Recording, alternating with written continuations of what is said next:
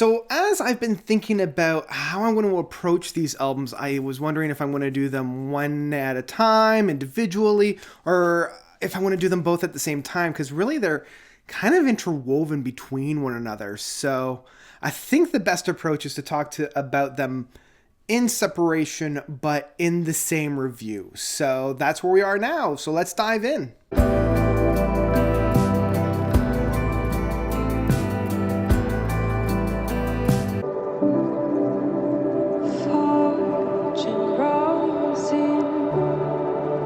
The Puzzle and Snuggles by Devin Townsend. So Devin Townsend, I don't think needs that much of an introduction at this point. Heavy Devy, Canadian, progressive metal rocker. Got to start with Steve Vaughan and Strapping Young Lad, and then kind of went off to do his own thing with the Devin Townsend Band, Devin Townsend Project, and then straight up Devin Townsend.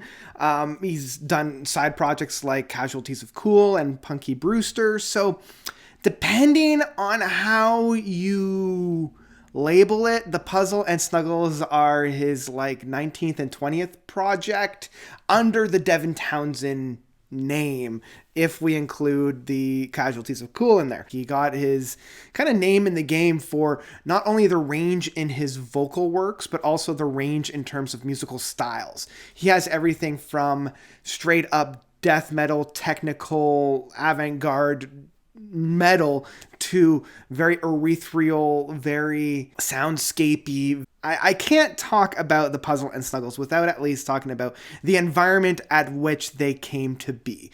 Essentially, these two projects were a direct result of the 2020 lockdown from the coronavirus, from COVID-19. This was Devin trying to make sense of the chaos that threw the world into lockdown. Like, he was going from album tour to having that tour aspect be shut down, and how he was able to bring order of this chaos. And because of that, both of these albums, both The Puzzle and Snuggles, takes on a different iteration of that. Now, both of the expressions on here are very avant-garde in terms of structure. And if you're familiar with Devin's back catalog, you'll recognize this type of style that he was utilizing with DevLab and the Hummer. So very tangential, it's a lot of impressions on the page, but very little solid groundation. This is almost like the musical stylings of Gravity's Rainbow, like that mess of a book. With this, the expression is the same, but the way that both of these have taken a stance are very, very different. Snuggles, which is probably my favorite of the, it's very hard to pick and choose which one I like more. I think I like Snuggles a little bit more, and I'm going to tell you why in just a second. In fact, right now. I like Snuggles a little bit more for two reasons. One, it's a little bit shorter at just over about a half hour's worth of music, so the investment that I need to put into this album is a lot less. The music isn't quite as tangible as it is with The Puzzle on Snuggles. It's a little bit more ethereal. It is a lot more up in the clouds, very light, very fluffy. We're feeling a lot of that Ghost aspect that he put out in 2011, where it's got a lot of the flutes, a lot of soundscapes, but at no point does it ever really come together like it does in Ghost. At no point is there this tangible, recognizable essence on there. It's just almost a optimistic outlook of this chaotic event. It's like life still goes on. And that's kind of the overall feel when it comes to Snuggles. It does feel like a snuggle. It feels like a very nice warm hug with this disembodied spirit. There's not a whole lot of perch on it. It's just very atmospheric in that sense. Now, contrast to that with The Puzzle, where I feel like this one's a little bit more solid, a little bit more grounded, but there's a lot more expressions taking on, where Snuggles was much more unified in its style, in its approach, in its musical expression.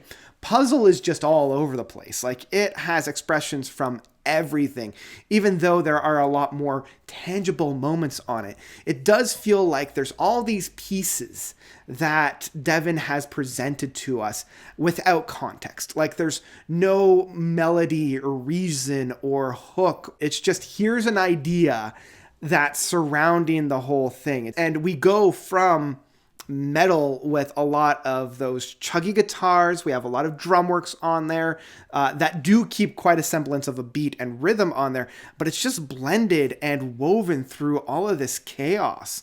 I do like more of the voices on here. I can't say that any part are really singing, but there's a few moments where it's like, it's good enough, let's go. And some of the more interesting soundscapes, like sirens in the background and like police cars. I mean, right at the end of the album, we do have Devin saying 2020 can suck it.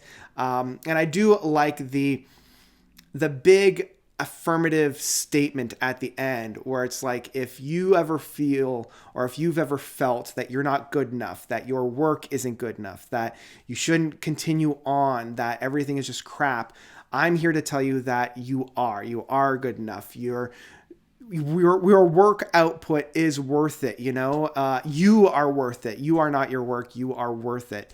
Has a very affirmative styles that I feel like Empath was putting together, especially with Worlds Will Collide. And speaking of Empath, there are a number of moments that I feel we're kind of played with. We're tested on that. Like, I'm thinking of some of the more avant-garde, stranger moments on Empath from tracks like Borderlands or from Genesis. And I feel like he took that chaos, that what's going on, no real grounding for sounds, and threw it on here and then really, really expanded it in that sense. So when I say that this album, the puzzle, is a mess, I mean it in the best way. Like, I mean it in a massive mosaic of sounds. And really, that's kind of the best moniker for this album, is like a massive mosaic of sounds that sometimes work together, but I feel like Devin Townsend has essentially given us an IKEA of music, where he's giving you this package, he's giving you this box, and all the pieces are there, but they're definitely not assembled. And he doesn't even really give you a guidebook. He's just like, here you go, try to assemble it yourself if that's what you want to do. So yeah, I can see a lot of people getting turned off on this album, if I'm being perfectly honest, much like people have with DevLab, where it is that impressionistic aspect. It is just that trying of different styles, gotta get this out so that the next project can take precedence. And I feel like that's very similar to this. And I feel like this album will probably be received a little bit better, as I do feel like, DevLab was released in 2004, right? So like, you can see how Devin has evolved and grown since then, and that musical impressions are on here. So I feel like this album will be probably better received than DevLab and The Hummer, but probably not as good as like Ghost in my mind. Like, I'm kind of in that vein. Like, I love these two projects a lot more than DevLab or The Hummer, but probably not as much as Ghost. Like, these are projects that I'll put on when I need a little bit of like that atmosphere, strange avant-garde music for doing something that I really need to focus in and I don't really need to pay attention to the music. I feel like that's kind of where I'm at for these two albums. So how do I go about rating these guys? Both of them will receive the same rating, because I do feel like I've enjoyed both of them for pretty much the same amount. I love these albums, but I also want to give you guys an honest rating. Because I don't want to just give this a high album because it's from a legacy artist like Devin Townsend. So I'm feeling that this album is somewhere along like a download, because it's still something that I appreciate the artistic merit of this, but I wouldn't necessarily recommend this to anybody. Like, you have to know what you're getting into going in. Otherwise, you're just going to turn it off within the first 5 minutes. Like, I was playing this for my father over the weekend, and he was like, this is good, and I can tell that it's good music, but can we get something with a little bit more structure? Can we get something with a little bit more continuity in there? So yeah, this isn't one that I could just recommend to anybody. And depending on where on the field of the Devin Townsend fandom you lie, I don't even know if I can recommend it to you guys as well. Like, if you find that you love this more avant-garde, experimental, impressionistic side of Devin Townsend, then by all means, you're going to love this. But if you're really into his metal, the heavy Devi, like screaming the balls off, raw kind of stuff, I wouldn't necessarily recommend this one. I would steer the ship a little bit away from this one. So that's kind of where I'm at for these two albums. I think at the end, I will say that The Puzzle and Snuggles by Devin Townsend is one that I would absolutely download. It's one that I want everybody to pick up in physical format because I want to support this artist. I want to nurture his creative abilities, but I also have to be honest with you guys and say, like, this is probably the best work that he could have done within the environment that he's found himself in. That being said, he has done much better in the past, but you also have to remember that he had a lot more stuff going on, right? So, like, this is that's kind of where I want to contextualize this, because it's a puzzle. So that's where I'm at for The Puzzle and Snuggles from Devin Townsend. What do you guys think about these two albums? Do you love them? Do you hate them? Whatever you thought, let me know by commenting down below. And I think that's about it. I hope everybody's having a good, we're ramping up to the Christmas season. I love Christmas. One of my favorite times of the year. I've got a live stream coming up this Saturday where I'm going to be listening to all of Genesis's studio albums. So it's going to be for like 12 plus hours. Like, I'm starting at 10 o'clock Eastern Standard Time, and I'm not finishing until I get to the very last track on Calling All Stations. Oh boy, it's going to be a task. So I hope you can join in for that. And yeah, that's all I've got. So thank you all so much for watching. As always, you guys are definitely the best. And until next time, notes out.